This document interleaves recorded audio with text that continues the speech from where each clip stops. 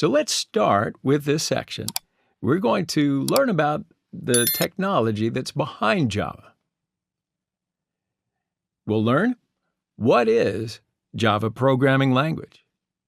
And then we'll be learning what is the Java Development Kit, or JDK, Java Runtime Environment, JRE, and Java Virtual Machine, or JVM. So let's take a look and see just what is Java and the Java platform. So as I said before, Java is a programming language, and it's a computing platform for application development. It was first released by Sun Microsystem in 1995, and then it was later acquired by Oracle Corporation.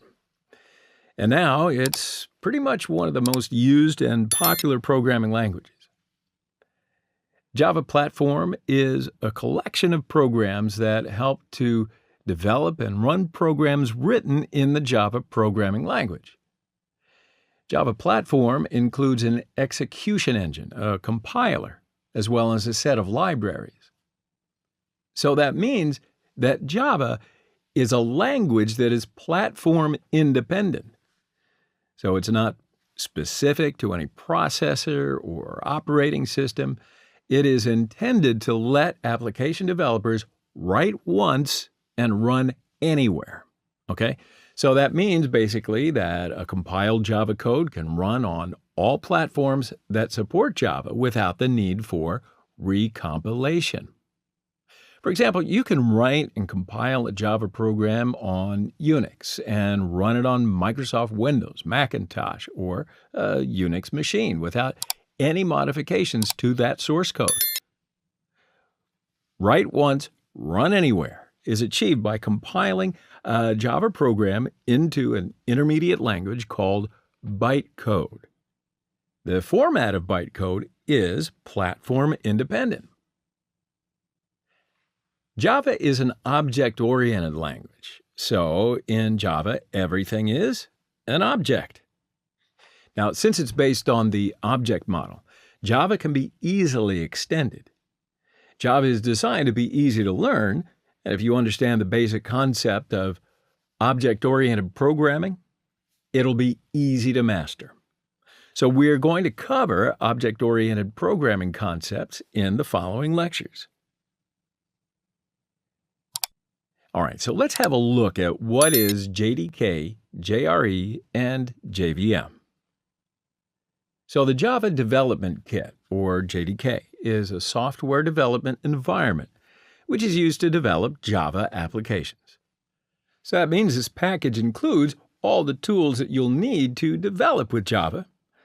If you want to develop and run the applications, you are required to set up JDK on your machine. It'll contain Java Runtime Environment as well as the development tools. So the development tools are compilers, like Java Debugger, etc.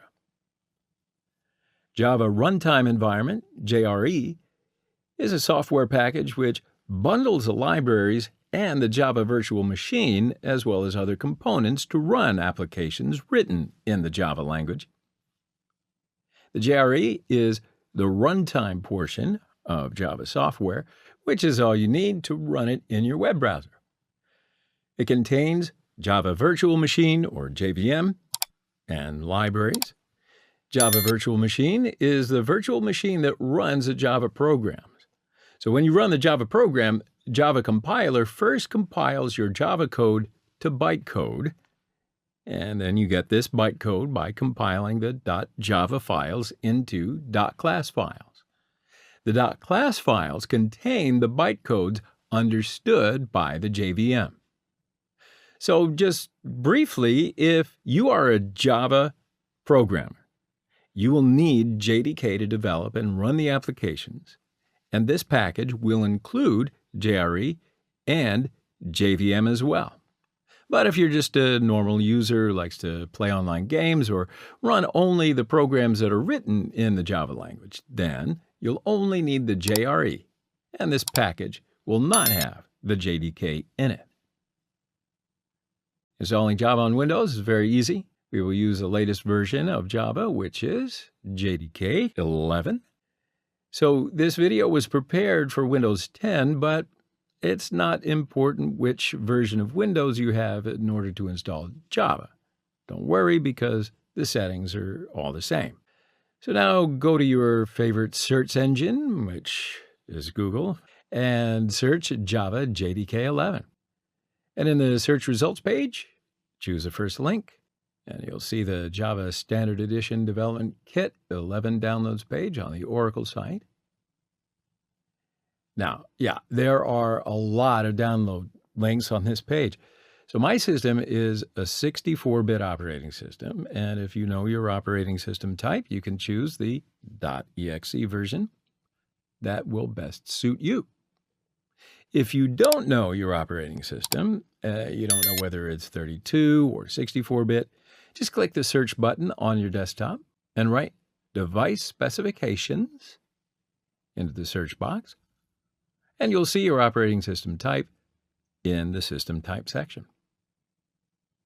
Okay, so let's go back, and we've returned to the installation page. Now we have to choose Accept License Agreement as our option to start the download. And of course, we choose the .exe version of Java for Windows operating system. And there it goes, the download starting. So it takes a little while according to whatever network speed you're working with.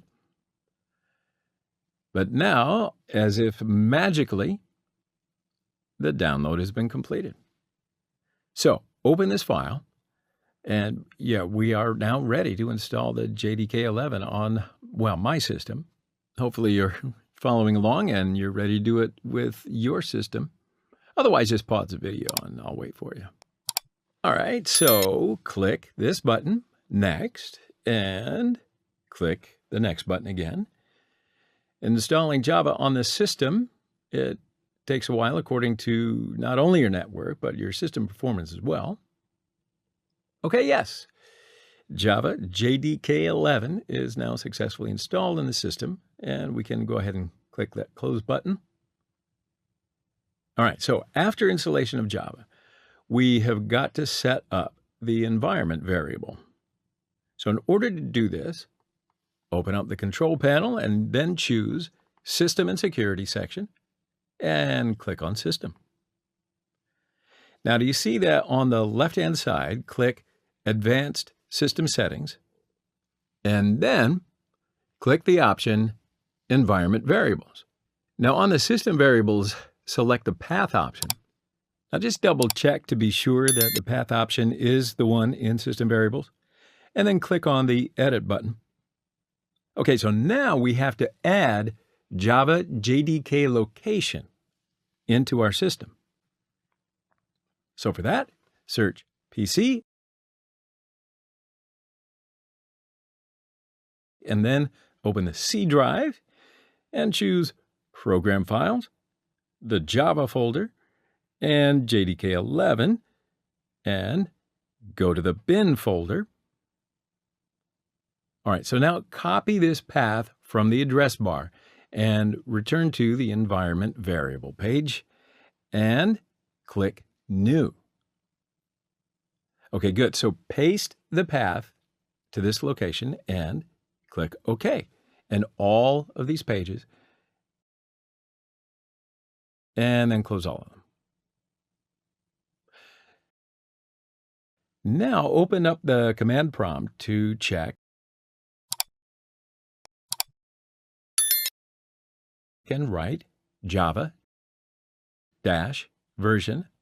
on the command prompt. And if everything goes right, you will see the last version of Java. Congratulations, your screen looks like this, right? Now, in order to install Java JDK 11, which is the latest LTS version, first, we have to add its package repository. So let's write sudo add apt repository ppa : Linux uprising / Java as the command on the command line. Now, when you add the repository, you'll see a message. So press Enter to continue, and then update your package list. And then on the command line, write sudo apt update. And then after the package list updates, we will install Java 11. So now write sudo apt install oracle-java 11-installer on the command line. And then your system will download the JDK from Oracle and then ask you to accept the license agreement. So, of course, you're going to accept the license agreement, and JDK will be installed.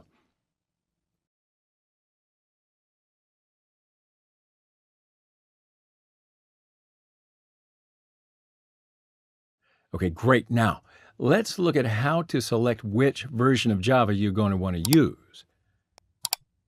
So you can have multiple Java installations on one server.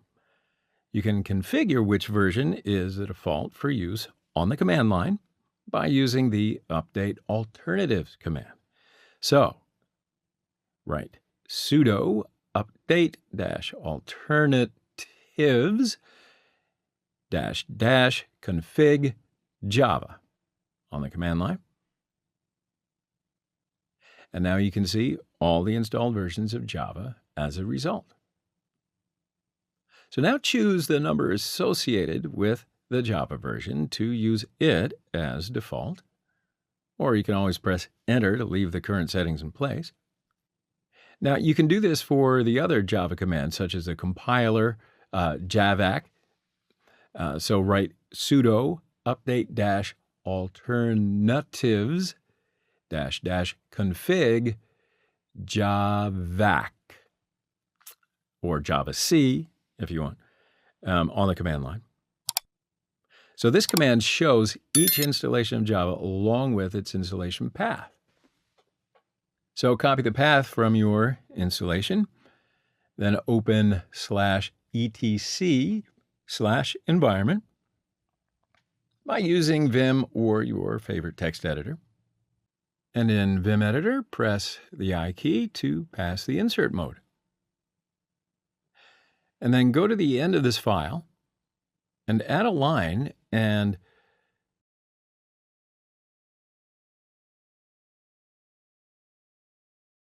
pass the Java path to this line. So modifying this file will set the Java_home path for all users on your system. And I can hit the escape key and type :WQ to save the file and quit the editor. Now, reload this file to apply the changes to your current session. Write source/etc environment on the command line. So let's check if the Java home is set properly. First, we'll execute the echo command again, and you will see the Java path. So now write on the command line Java --version. And if everything goes right, you now see the last version of Java. Congratulations are in order.